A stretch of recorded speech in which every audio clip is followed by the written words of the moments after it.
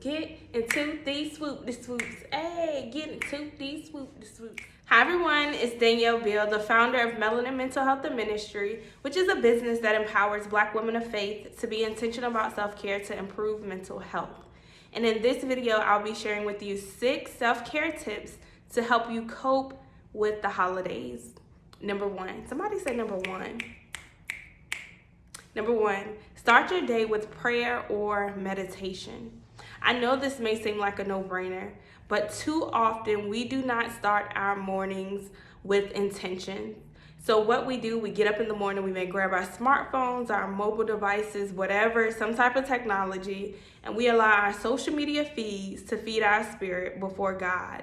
And so we go through the day and we wonder why it's all out of whack, why we're all over the place, why our mood is up and down, why we're focused on the wrong things and we're not able to get certain things accomplished, why we have a pessimistic perspective. It's because we did not take the time to start our day with intention. And so I want to encourage you during this holiday season to start your day with prayer or meditation. Put your phone down. Erica Body said, I'ma make you. Put your phone down. Like, put your phone down. And grab a devotional, get centered, cut on some music from YouTube or something like that to allow you to just be and to give God the space to pour into you. Number 2, know your triggers. And so if you are triggered by being on social media, then I would like to encourage you to log off for the next few days. Or maybe even a week. Challenge yourself to log off for a week. And so if you lost a loved one and it's triggering to see the family photos, unplug, detox. Do what is necessary for you. And typically we are not able to control our triggers or control the things that trigger us. However, with social media, you're able to control your intake. Typically with triggers, you're only able to manage them because you cannot protect yourself or block out all your triggers. That's just not realistic. However, if social media is one of your triggers, then again, you have the power to unplug. And so I want to encourage you to unplug. Number 3, set boundaries with your relatives. All right, so if you are having a family gathering that's virtual or in person, you can set a time limit on how long you would like to be connected to your family. And so even those who come from healthy families, let's be real, family can get on your nerves, period. So it's okay to set limits and say, you know what, I'm gonna be over their house for 2 hours. So I'm gonna stay online for 30 minutes. However it is, that is okay. You can also set a boundary and say, you know what, I'm not gonna talk about my romantic relationship, my career, politics, whatever it is. You can set limits on the things that you would like to talk about. Like, nah, I'm not about to tell you about all of that. Like, it's okay to set those boundaries with family. Number 4, stay in the house if you choose to. And so if you are super cautious in this season, you don't feel comfortable going to relatives' houses or friends, then I encourage you to stay in the house. Do what is best for you, all right? And it is okay. It is okay.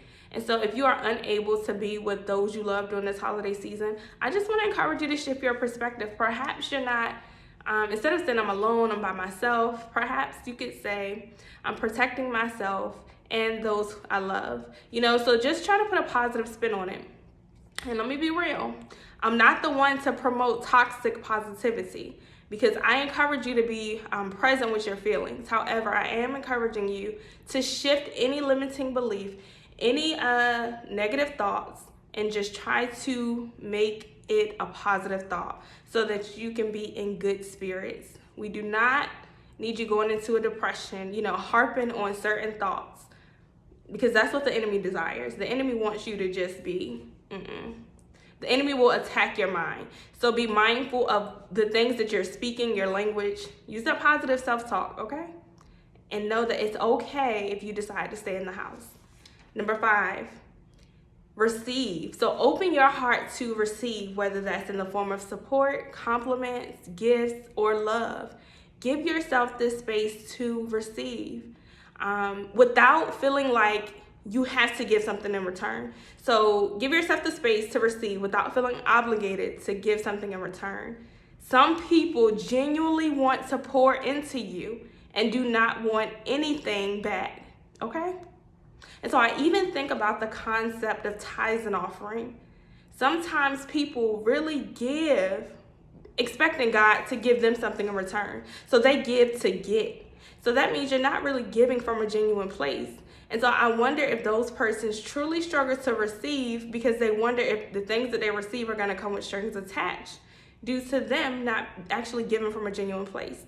And so I challenge us in this season to not only give and to check our motives and to check our heart's posture, but to open our hearts to receive. Because again, some people genuinely just want to pour into you. They don't want anything in return. Your smile is enough, period. And number 6, last but certainly not least, give yourself this space to be present with your emotions. And so being present with your emotions is sitting with some of those hard feelings. If you are feeling sad, sit with that. If you are feeling happy, even if you have recently lost a loved one, don't feel guilty. Happiness and sadness can coexist. And so give yourself the space to feel whatever emotions you feel and push through them. Work your way to the other side.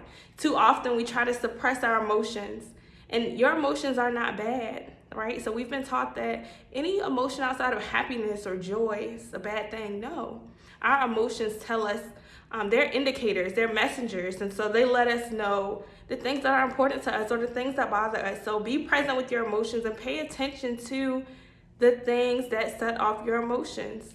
And so again, I encourage you to be present with your emotions, push through to see them at the other side, because your emotions matter, your feelings matter. Don't try to suppress them, okay? There's no switch you can hit and say, okay, holiday cheer. Nah. If this is a challenging time for you, acknowledge that it's a challenging time and try your best to just push through. The goal is to push through the day. And so I want to encourage you, if you are struggling in this season, to search for the blessings in each day. Do not take a moment or anything for granted. And I believe that is one thing that collectively we can say that we learned this year. Do not take anything for granted. And although this has been a difficult year, God has still been faithful. And I say that it's been a difficult year collectively. And for me, I've had some challenges that I'm grateful that I was able to overcome them. But this has been a great year. God has moved in a mighty way in my life. God has answered some prayers that I prayed 3, 4, 5 years ago. And so for that, I'm so grateful. And so I want to encourage you to count your blessings. Look for the small wins. And so let's start with the simple things. If you have breath in your body, if you're able to see this video, and I'm talking, that means you have eyesight, you have vision. If you are able to hear this video, if you have the ability to talk, which means the articulation of speech, if you have movement in your limbs, if you're watching this, that means that you have an electronic device. Whether it's on or connected to Wi-Fi, you have one. And so think about all of these blessings. If you're able to move without assistance, that is a blessing. And so I want to encourage you not to take those blessings for granted. Happy holidays and Merry Christmas to you and your family. I hope these 6 self-care tips are beneficial to you during this holiday season. Holla, get into these swoops. Whoa, whoa. Period. Yes, I'm feeling my swoopity swoops.